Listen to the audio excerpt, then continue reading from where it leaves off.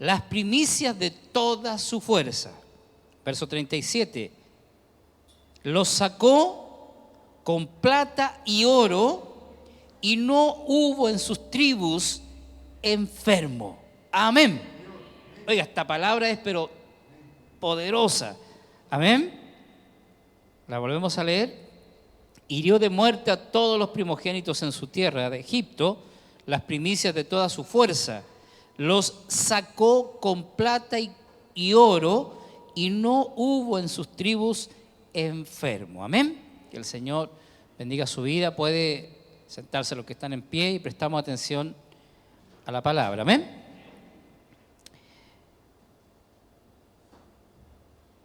Dijimos varias cosas el otro día, el sábado pasado, acerca de Cristo como nuestro sustituto. ¿Sí? ¿Cuánto le dan gracias al Señor porque Él fue nuestro sustituto? ¿Sí? Pero no solamente esto de, hermano, salga de esa silla porque viene otro a sentarse ahí.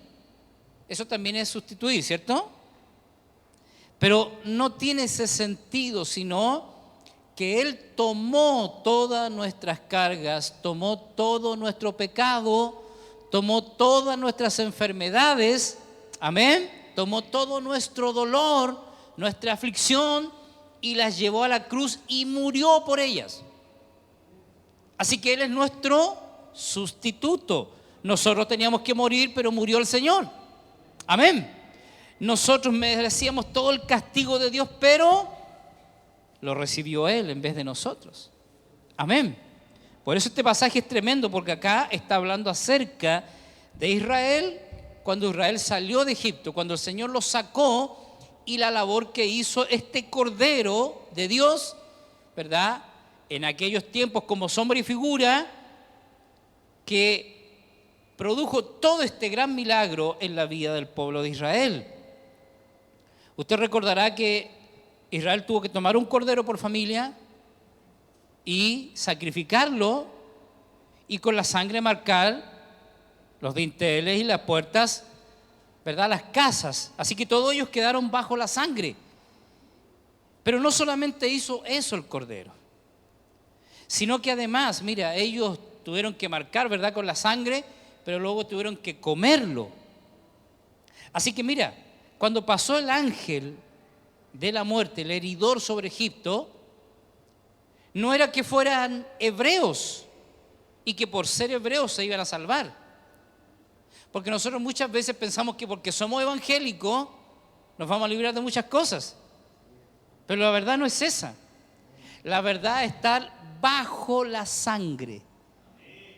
Así que mira, si un egipcio tomaba esta sangre y creía la palabra y marcaba su casa, el heridor no iba a pasar por ahí. Así que el tema no era ser hebreo, el tema era ser o estar bajo la sangre. Y la sangre los cubrió, así que cuando pasó el heridor, tomó a todos los primogénitos de Egipto, menos donde estaba la sangre. Amén. Bendita sangre.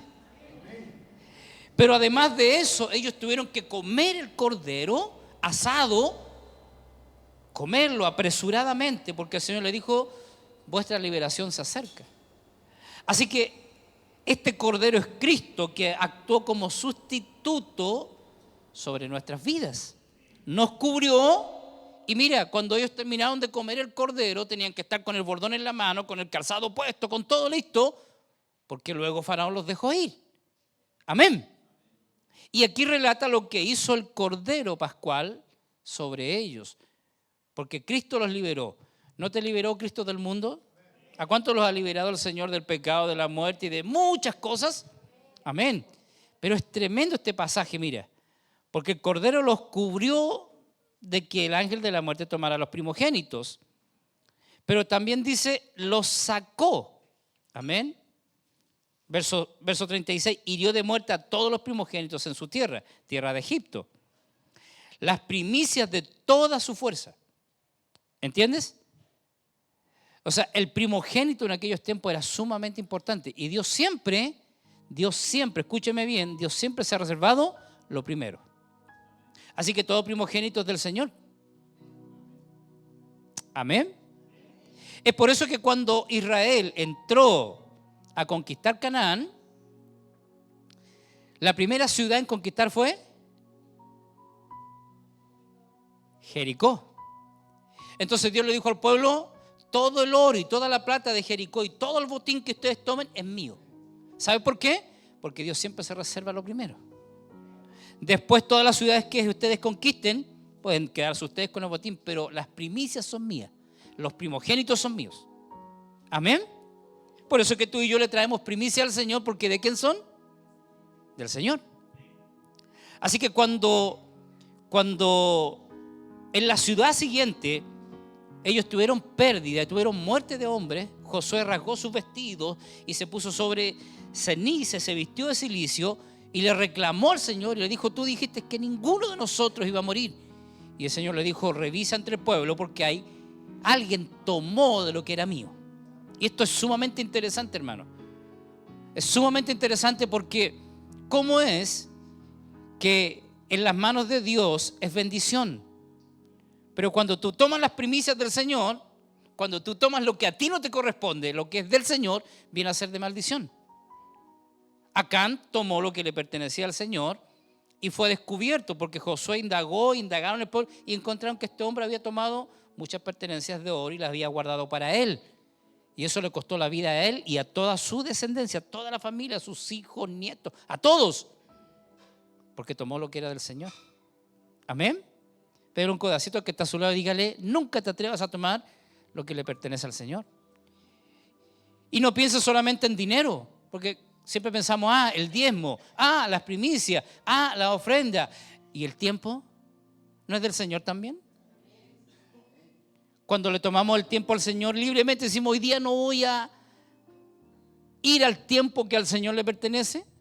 ¿No le estás robando también? ¿No estás tomando lo que a Él le pertenece? Amén. Mira,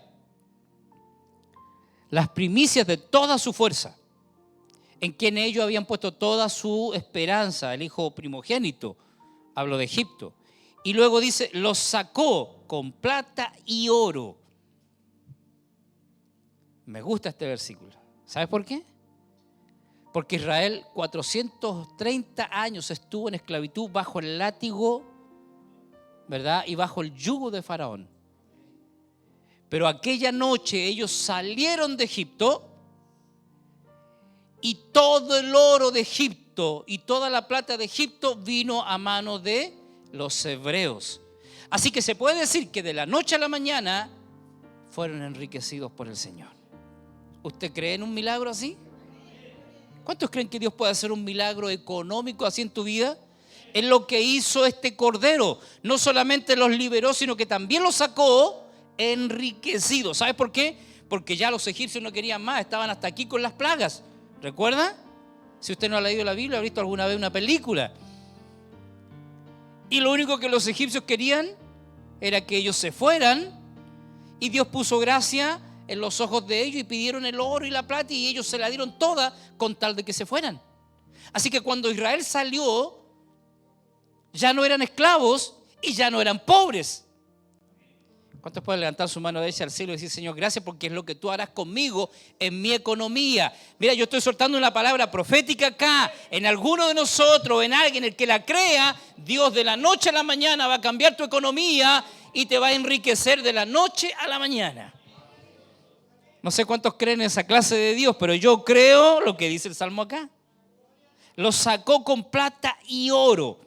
Mira, así que este cordero que ellos comieron en sombra y figura, porque este cordero era representativo de Cristo, pero este cordero fue sustitutivo también para ellos.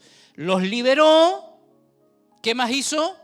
Los enriqueció, los cubrió con su sangre. Y mira, y el verso siguiente dice: y no hubo en sus tribus enfermo. Así que cuando ellos comieron el cordero, si había alguien enfermo, se sanó. Amén. ¿Cuántos toman esa palabra? Así que la clave es comer a Cristo, comer a Cristo. Mientras más puedas, come a Cristo. Y lo que tú vas a obtener en tu vida es todo esto. Porque cuando ellos hicieron esto, cuando ellos mataron el cordero, cuando marcaron los dinteles, cuando lo comieron apresuradamente, cuando fueron liberados, cuando Egipto les pasó todo el oro y toda la plata, ellos estaban anunciando lo que Cristo haría cientos de años más adelante. Proféticamente. Por eso es que me quiero tomar este tiempo para recordarle a usted unas cuantas cosas, ¿verdad? Y que están en el libro del Congreso. Y lo puse al final ahí. Nunca había hecho una introducción tan larga, como de 3 hojas, ¿verdad? Vaya introducción, pero de la persona que estamos hablando vale la pena.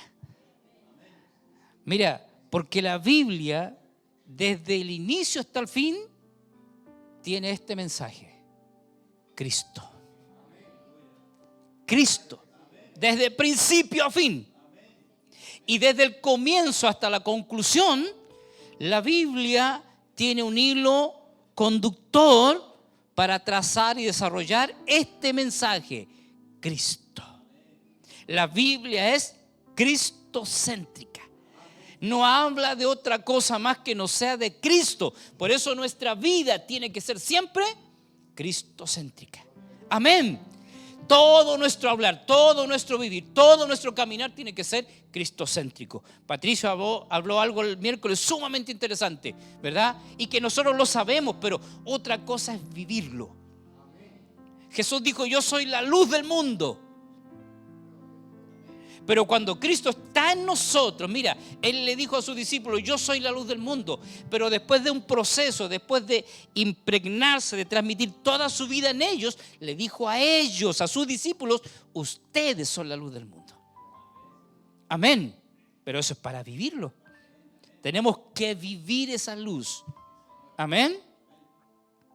Así que mira, toda la Biblia nos habla de Cristo. Y escucha esto, para los que no fueron, o para los que tienen el libro y no lo han leído. Desde las primeras páginas lo vemos como el creador y la simiente, ¿verdad? La descendencia de la mujer prometida. Como el cordero pascual sacrificado o la serpiente de bronce, ¿recuerda? Quizá hay unos cuantos que les cuesta entender esto, a Cristo como serpiente. Dice, ¿pero cómo? Pero es que como serpiente sobre un asta, como serpiente está llevando todo nuestro pecado. Amén. Por eso cuando el pueblo habló y murmuró, ¿cierto? Estamos hablando de otro pueblo, ¿cierto? Que no tiene nada que ver con nosotros. Aquí no se murmura ni se habla, ¿cierto? Amén. Así que cuando el pueblo murmuró, el Señor envió serpientes ardientes y que mordían a la gente, y la gente comenzó a morir y murió mucha gente. Entonces, claro, ve que el pueblo la embarra y después ¿a quién acuden? Hablan del líder y después ¿a quién acuden? Al líder. Moisés, ¿qué hacemos? Moisés clamó a Dios y el Señor le dijo: Moisés, hazte una serpiente de bronce. Y cuando la serpiente muerda a la gente, entonces que la gente mire a la serpiente de bronce y el efecto de la mordedura se va a ir, el veneno. Amén. Así que cuando la serpiente mordía a la gente, miraban a la serpiente, que era figura de Cristo, ¿cierto? Todo ese evento duró un día. Y Jesús después le dijo a Nicodemo en el capítulo 3 de Juan: así como Moisés levantó la serpiente en el desierto, haciendo alusión a ese pasaje, así es necesario que el Hijo del Hombre, Cristo, sea levantado, para que todo aquel que mire tenga salvación. Amén.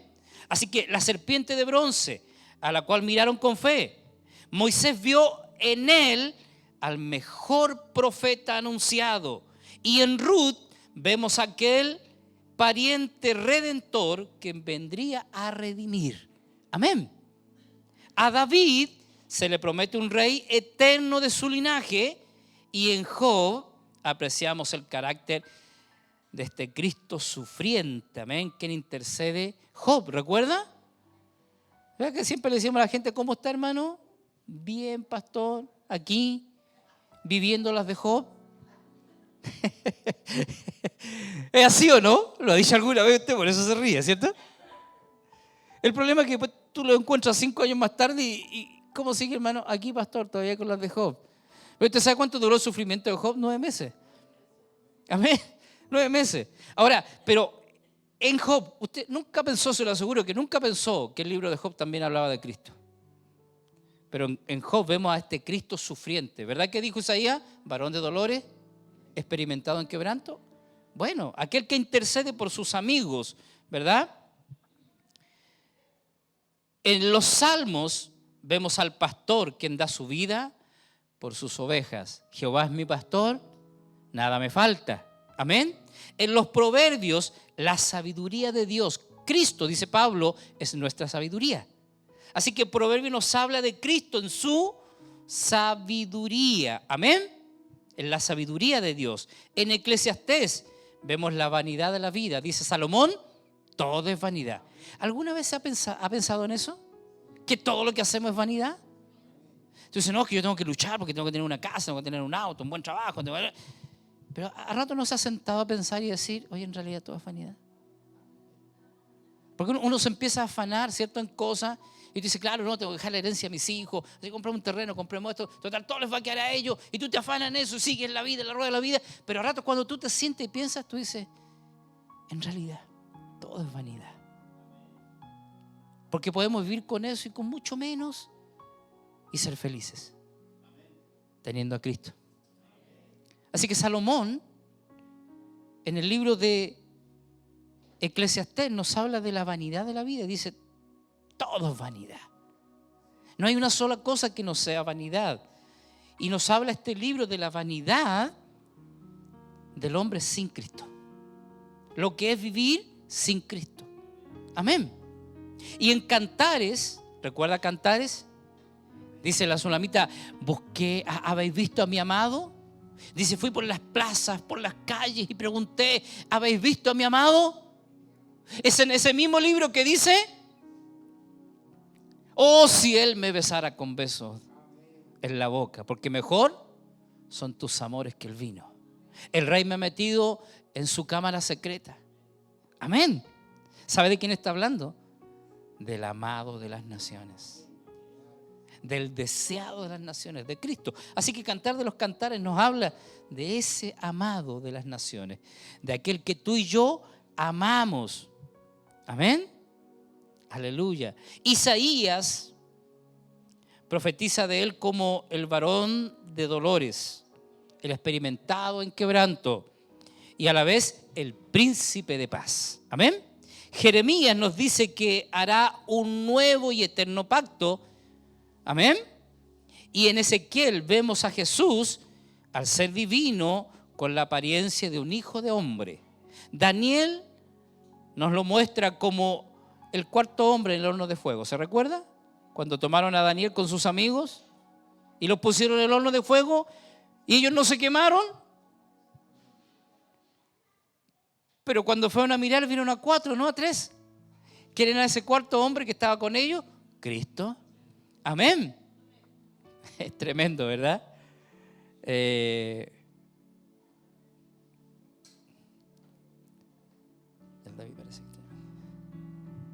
Perdón. Así que Daniel nos muestra a este cuarto hombre en el horno de fuego. Y Oseas como el fiel esposo quien redime y limpia a su esposa que lo abandona. ¿Recuerda esta historia? ¿Ha leído alguna vez esa historia? El Señor le dice a Oseas, compra una mujer, toma una mujer prostituta y ámala y engéndrala hijos. Y pero Señor, ¿usted habría obedecido? ¿Los varones habrían obedecido eso?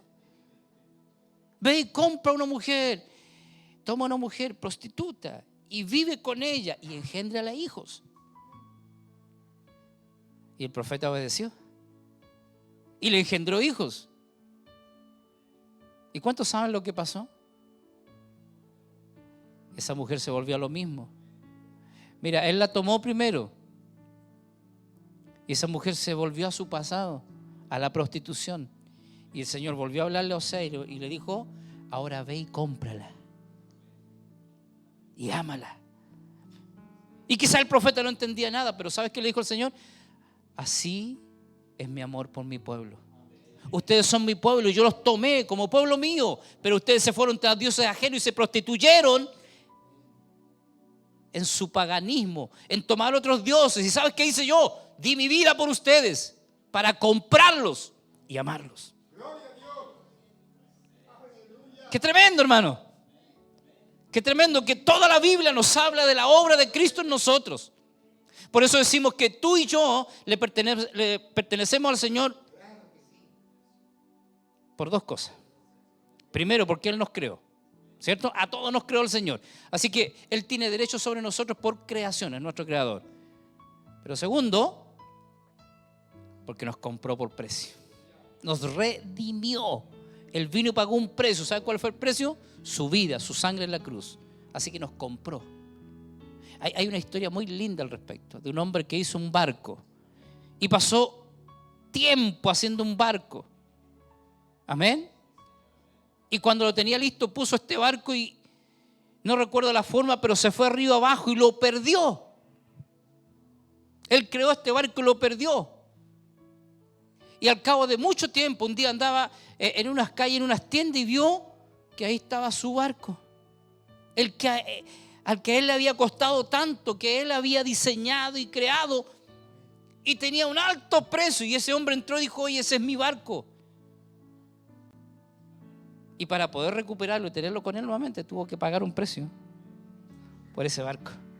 Es lo que el Señor ha hecho con nosotros, hermano. Amén, ha pagado un alto precio.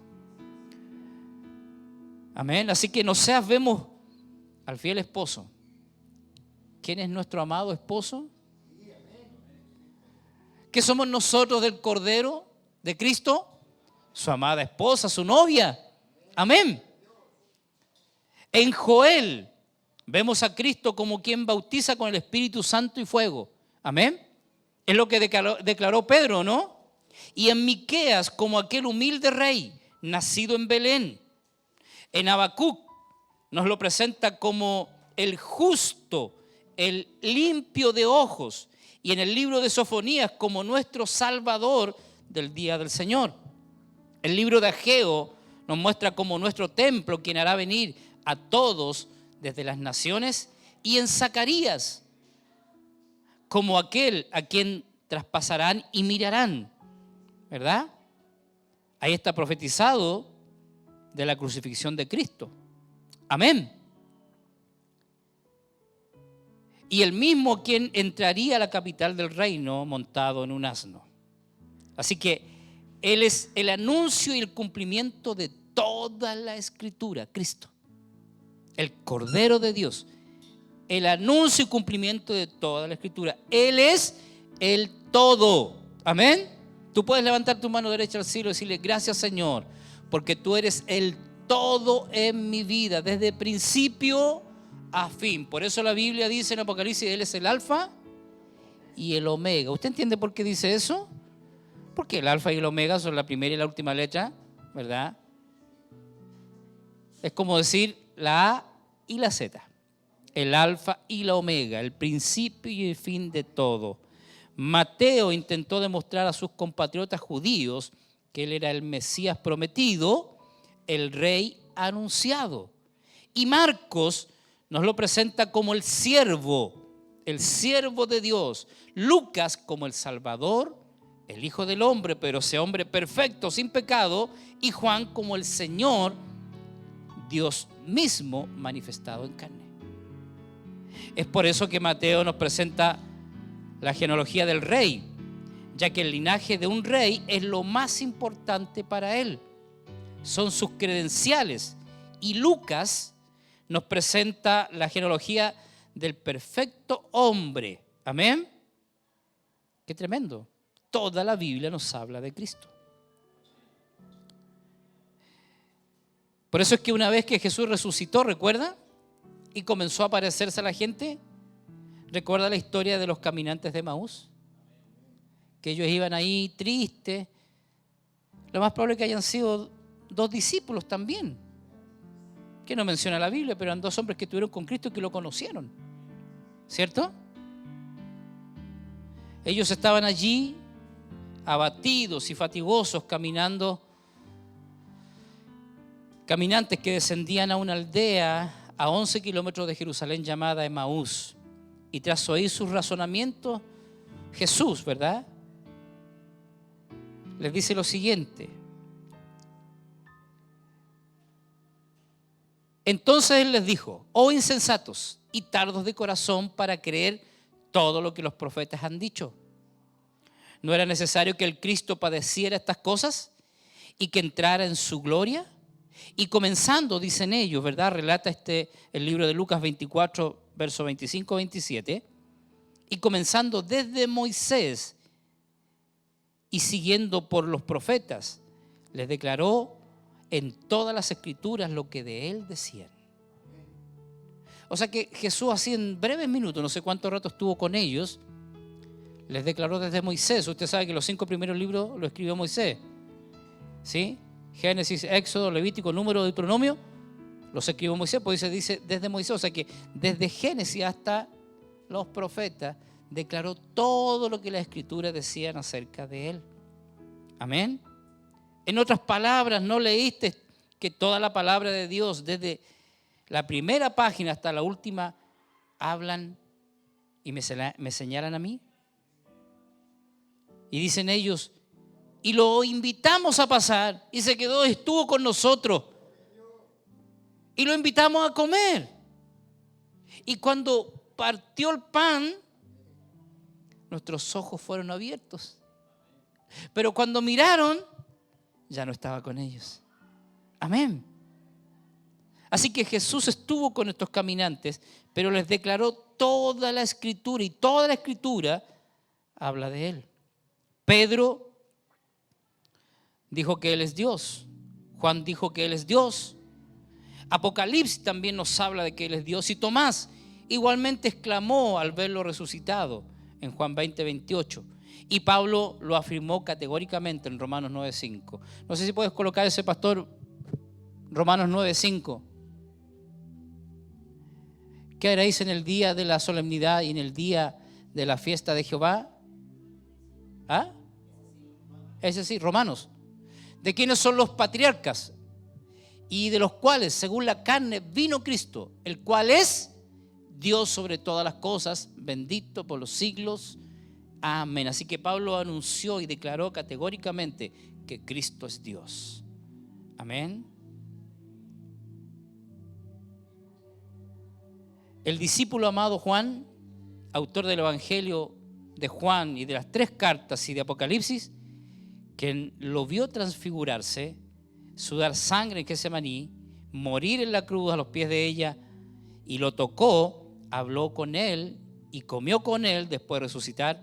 Y nos dice que si hubiera escrito todas las cosas, él, ¿verdad?, no habría libros en el mundo donde poder escribir todo lo relacionado acerca de Jesús. Amén. No cabrían en todo el mundo entero libros para hablar de toda la obra maravillosa de Cristo Jesús. Amén.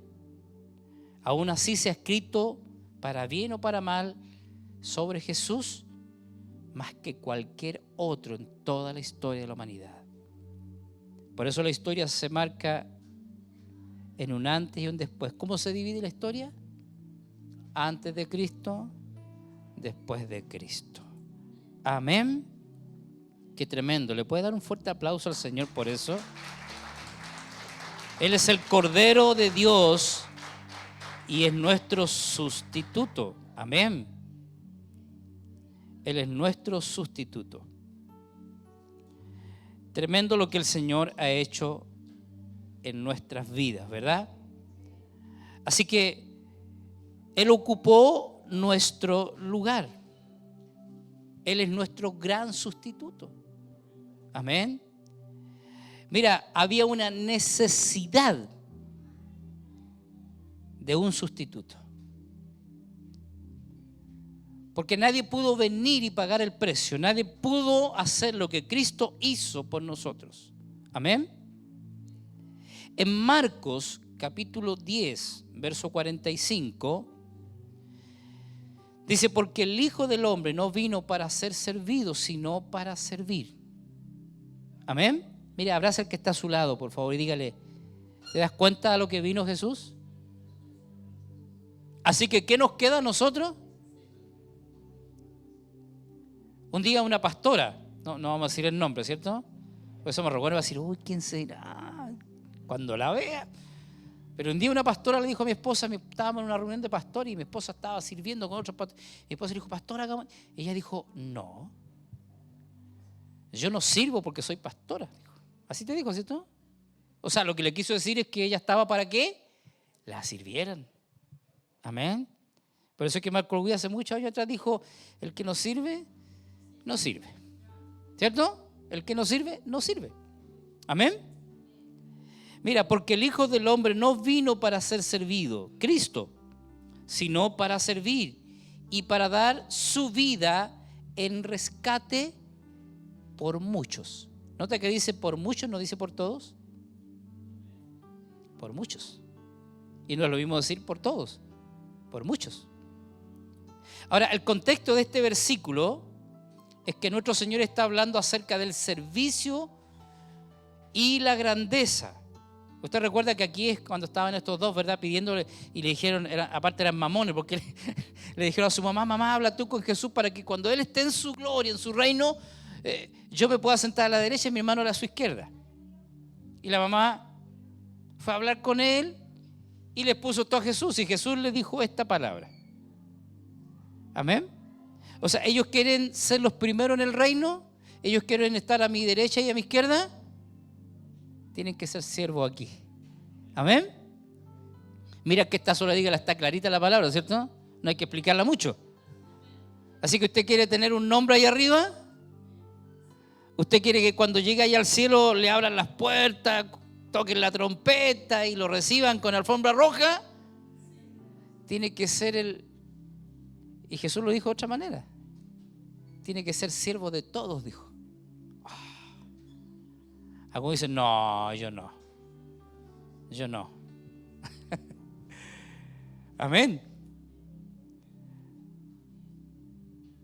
Entonces mira, por la definición, empecemos por la definición del diccionario de la lengua española que dice, ¿verdad? La palabra ocupar, lo que significa sustitución, es ocupar. Y es una persona, ocupar una persona o una cosa en lugar o puesto de otro. Eso es sustitución o sustituir, ¿cierto? Cuando alguien, perdóneme la comparación, pero está jugando la pelota y lo cambian, se dice, lo sustituyeron por este. Así que sustitución es ocupar el lugar, ¿verdad?, o puesto de otro, en este caso de una persona. Es poner una cosa o una persona en el lugar o puesto de otra. Ahora, observemos lo que la palabra de Dios nos enseña frente a la sustitución. Volviendo otra vez al pasaje del versículo que acabamos de leer en Marcos, que Él vino para dar su vida en rescate por muchos, dice, ¿cierto? Él vino a dar su vida en rescate por muchos. En el griego la palabra por, ¿está ahí o no? La palabra por, muchos. Esa palabra por en el griego es anti, que significa en lugar de o en cambio de. En otras palabras quiere decir que nuestro Señor vino a morir en nuestro lugar. Amén. Y como nuestro sustituto. Y también nos da a entender que Cristo ocupa el lugar mío, el lugar que a mí me pertenecía. En la muerte, en el castigo, en la condenación, Él tomó ese lugar. Amén. Especialmente con el fin de sufrir, y escuche bien esto. Por eso decía, no es cambiar solamente, decir, hermana Marisol, siéntese acá porque ahí se va a sentar Marina. La estamos sustituyendo, ¿cierto? La estamos cambiando. Pero no es eso solamente, sino que Él vino a sufrir mi dolor. Amén. Y de este modo, librarme del pecado y de la muerte. Así que no es una sustitución cualquiera. Ahora, la sustitución en el Antiguo Testamento, mira. Vamos a ver 2 versículos que nos ayudan a entender mejor este tema tan importante. Éxodo 12:27. Amén. Éxodo 12:27 dice: vosotros responderéis en la víctima de la Pascua de Jehová, el cual pasó por encima de las casas de los hijos de Israel en Egipto, cuando hirió a los egipcios y libró nuestras casas. Entonces el pueblo se inclinó y adoró. ¿Por qué? Porque ellos estaban declarando que ese cordero murió como sustituto de ellos. Pero que no solamente fue un cambio, sino que además ese cordero hizo todo lo que yo he dicho de aquí hasta atrás en la prédica y todo lo que hablé el sábado. O sea, tomó toda nuestra miseria. Amén. Sufrió ese cordero inocente por nuestro pecado. Amén. Así que en el capítulo 12 de Éxodo vemos el acontecimiento histórico. 400 años, 430 años de esclavitud, pero el cordero los liberó, los cubrió, los enriqueció y los sanó. ¿Qué le parece? Glorioso nuestro Señor, ¿verdad? Y lo sigue haciendo, sigue sanando, sigue limpiándonos, sigue restaurándonos, sigue proveyéndonos su vida para todos nosotros. Amén. Y en Levítico 16:5 dice: y de la congregación de los hijos de Israel tomará 2 machos cabríos para expiación y un carnero para el holocausto. El apóstol Luis habló mucho de esto, ¿verdad? El otro día. Pero el tema es esto, mira, la sustitución aquí, en este pasaje se presenta en que uno de los machos cabríos debía ser sacrificado y con su sangre, ¿verdad? Lo que yo hablé el sábado, ellos tomaban la sangre del cordero y la rociaban a los pies del sacrificio, del altar de sacrificio, y luego de esa misma sangre tomaba el sacerdote y iba al lugar santísimo y la ponía en el propiciatorio.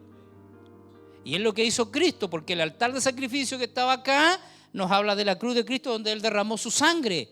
Pero luego cuando Él resucitó, ¿recuerda? Él tomó de su sangre y entró al lugar santísimo que está en el cielo y llevó su sangre y la puso en el propiciatorio del cielo y perdonó todos nuestros pecados, quitó todos nuestros pecados. Amén. Y el otro macho cabrío, el sacerdote, ¿sabe lo que hacía? Ponía las manos sobre la cabeza y transfería todos los pecados del pueblo, los de él, y lo mandaban al desierto a Azazel. Esto es como, Azazel es un demonio, y esto es como que los pecados eran remitidos de donde salió el pecado. Por eso dice el pasaje: e hizo alejar de nosotros, así como del oriente al occidente hizo alejar de nosotros nuestro pecado, porque fueron remitidos, alejados de nosotros. Quitó una vez y para siempre todos nuestros pecados. Amén. Así que es tremendo. Esta era una celebración que todos los años el pueblo debía de hacer, y solo de esta manera sus pecados eran perdonados. Pero luego al año siguiente tenían que volver a repetirlo. ¿Sabe por qué? Porque Hebreos dice que la sangre de esos machos cabríos solamente pudo cubrir los pecados del pueblo una vez al año. Así que al año siguiente tenían que volver a hacer lo mismo. Pero una vez venido Cristo, el Cordero de Dios, ¿recuerda lo que dice Juan? Cuando Jesús se fue a bautizar y Juan lo vio y dijo: he ahí el Cordero de Dios, el perfecto Cordero de Dios que quita el pecado del mundo. No dijo que cubría, mira, la sangre de los animales que fueron sacrificados por muchos años en el desierto, solo cubrían el pecado. ¿Alguna vez ha borrado con esos correctores? ¿Cierto? Uno lo tapa, pero la letra queda abajo, ¿no? Lo que usted escribió queda abajo. Eso es lo que hacían los animales. La sangre de los animales cubrían el pecado, pero estaba el pecado ahí siempre. Ahora, cuando vino Cristo y entregó su vida en la cruz y derramó su sangre en la cruz y luego tomó su sangre y la presentó allá, borró, dice, quitó, no existe más. Así que ya no tenemos nada que nos condene. Por eso decía yo el sábado: ¿quién condenará? Dice Pablo, ¿quién te podrá condenar a ti? Nadie. ¿Por qué? Porque Cristo murió. Y si Él murió, no hay quien te pueda condenar. Aleluya. Así que todo el Antiguo Testamento es la historia de este sustituto, de este cordero sustituto, que pagaría el precio por los pecados del pueblo. Pero luego vino Cristo y una vez y para siempre quitó todo el pecado de nuestras vidas. Concluyo diciendo, que me quedan 4 minutos, Abel ofreció a Dios un cordero.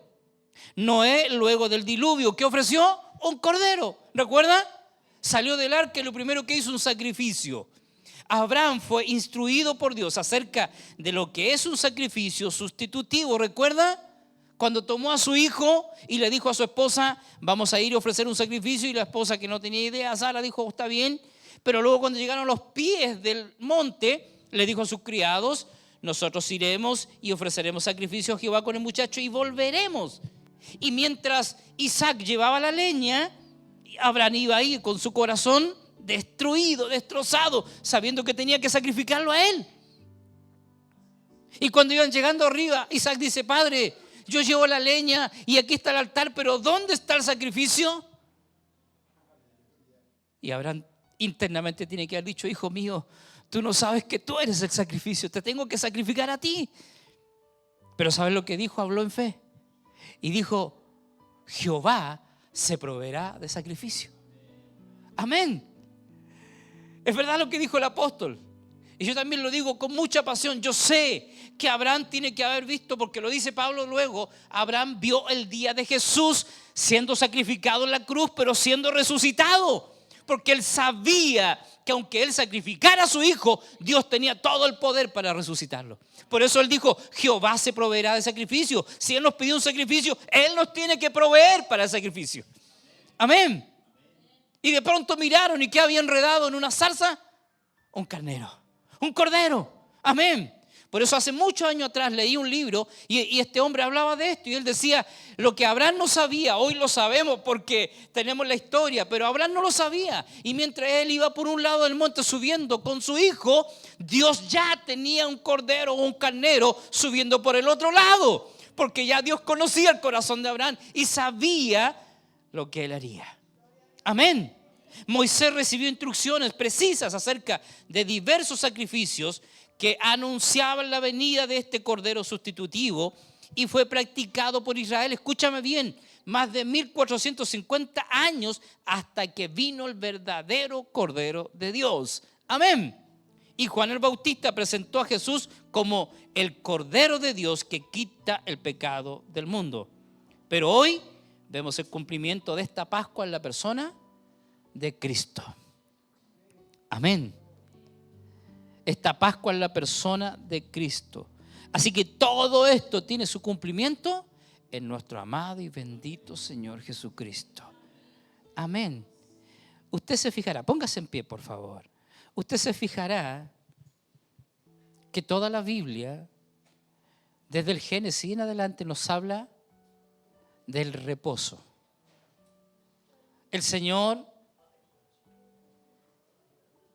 creó la tierra ¿en cuántos días? En 6 días. Y el día séptimo, ¿qué hizo? Lo reposó, lo descansó. Así que Él reposó el séptimo día y lo santificó y lo bendijo. Y luego le ordenó a Israel entrar en el día de reposo. Amén. Y estableció un día de reposo, el día sábado. Y luego cuando Israel iba a entrar a la tierra de Canaán, les habló que tenían que trabajar la tierra 6 años y el séptimo dejarla descansar. Así que ellos debían entrar en el reposo de Dios. Mira, fíjate lo que era esto. 1 año sin trabajar. Usted estaría 1 año sin... Hay algunos que llevan más tiempo sin trabajar. Toda su vida. Pero los que tienen que trabajar, ¿aguantaría 1 año sin trabajar?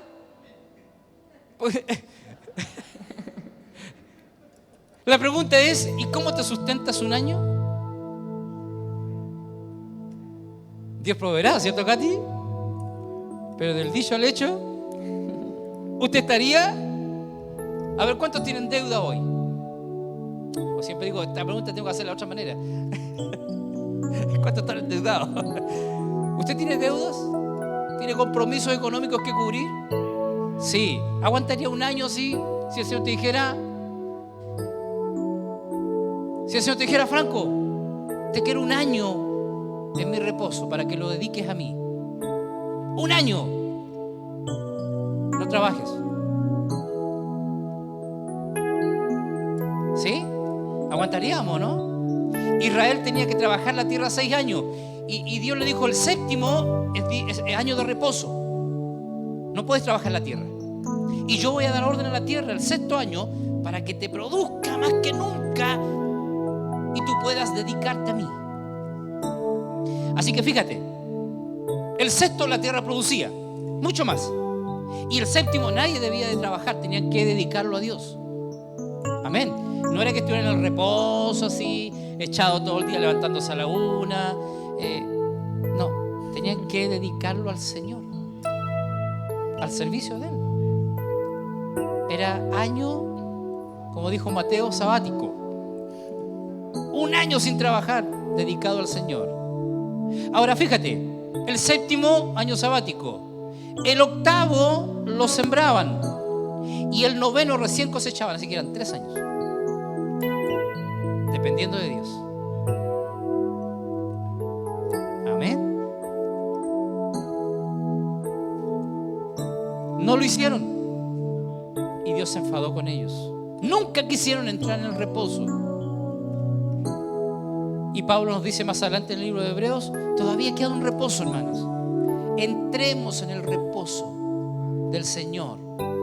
No vaya a ser cosa que Dios se moleste con nosotros como lo hizo con Israel en el desierto, que no quisieron entrar en su reposo. ¿Sabe lo que es reposar? Es descansar. Si Cristo hizo toda esta obra, hermano, y te escogió a ti y a mí desde antes de la fundación del mundo, y todos nuestros días están contados y toda nuestra vida está escrita en su libro, y Él vino y murió por ti y ofreció su sangre por nosotros y nos rescató y pagó el precio, sufrió todo el castigo de Dios en Él, ¿no podrá Él sustentarte? ¿Sabes cómo se llama eso de entrar en el reposo del Señor? Se llama confiar en Dios, de que Él lo hará. Ahora, para entrar en el reposo de Dios tenemos que hacer un cese de nuestras obras y descansar en Él. Él lo hará. Amén. Pablo dice, Cristo es nuestro reposo. Esto no es que usted tenga que guardar el día sábado, ¿verdad? Como lo hace la iglesia adventista, porque nunca nos llamó el Señor a eso. Porque hoy no estamos en la ley, estamos en la gracia. Y en la gracia, Cristo es nuestro reposo. Pero fíjate, desde el Génesis hasta que Cristo vino, el Señor nos vino hablando del reposo que este Cordero sustitutivo nos daría a nosotros. Usted y yo debemos de ser gente que descansemos en Él. Jesús dijo, el día de mañana no te pertenece. Entra en mi reposo. ¿Tienes cargas? ¿Tienes problemas? Echa sobre mí tu carga y yo te haré descansar. Yo te haré descansar. Aprendan de mí que soy manso y humilde de corazón y ustedes van a hallar descanso para vuestras almas. Allí donde está nuestra mente, allí donde están nuestras emociones, allí donde está mi voluntad, lo que yo decido, déjamelo a mí, yo te hago descansar. Descansa en mí. Amén. Por eso es que Pablo dice, ahora no tenemos un día de reposo, ni hay que tener un año de reposo. No, Cristo es nuestro reposo. Amén. Así que cuando reposamos en Él, si Cristo está en nuestras vidas, todos los días. Desde que me levanto en la mañana, Señor, no sé lo que tú vas a hacer, no sé cómo viene el día, pero yo te lo entrego a ti, quiero descansar en ti. Hoy que estamos con este problema, que estamos con esta enfermedad, yo reposo en ti, sabiendo que mi vida está en tus manos, yo descanso en ti. ¿Qué voy a hacer mañana? ¿Qué voy a hacer la próxima semana? Descansa en Cristo, en este Cordero que tomó toda tu vida que tomó todo tu pecado, que tomó toda nuestra miseria y la llevó a la cruz y venció por nosotros. Por eso tú y yo hoy lo que debemos de hacer es día tras día es entrar en el reposo del Señor. Puedes levantar tus manos al cielo. ¿Ves que desde el Génesis hasta el día de hoy el Señor nos viene hablando de entren en mi reposo? Porque la vida de tus hijos está en mis manos, descansa en mí. Porque tu economía está en mis manos, descansa en mí. Porque tu salud está en tus manos, descansa en mí. Porque tus problemas te agobian cuando tú los llevas, pero no cuando me los traspasas a mí, porque yo soy tu reposo. Yo te hago descansar. Yo te hago descansar. Entra en el reposo de este Cordero que es por ti. Entra en su reposo. Aleluya. Levanta sus manos y dígale al Señor allí donde usted está. Cierre sus ojos por un momento. Desconéctate de todo y dile gracias, Señor. Como primera cosa, gracias porque tú llevaste todas mis cargas. Gracias porque, como dice Isaías, que como Cordero sustituto mío, tú llevaste toda mi enfermedad, tú llevaste toda mi aflicción, tú llevaste todos mis problemas, tú llevaste todas mis enfermedades, tú llevaste todo lo que a mí me condenaba y me diste libertad en Cristo Jesús y me diste reposo. Aleluya. Me diste reposo. Dígale ahora, decláralo, porque tus palabras son importantes. Dígale al Señor, yo entro hoy en tu reposo. Puedo descansar en ti, Señor. Que ese problema que yo estoy sufriendo, tú tienes el control de todo. Entra en su reposo. Aquí hay algo práctico, Marisol. Entra en el reposo del Señor. Entra en el reposo del Señor. Él te va a dar la victoria.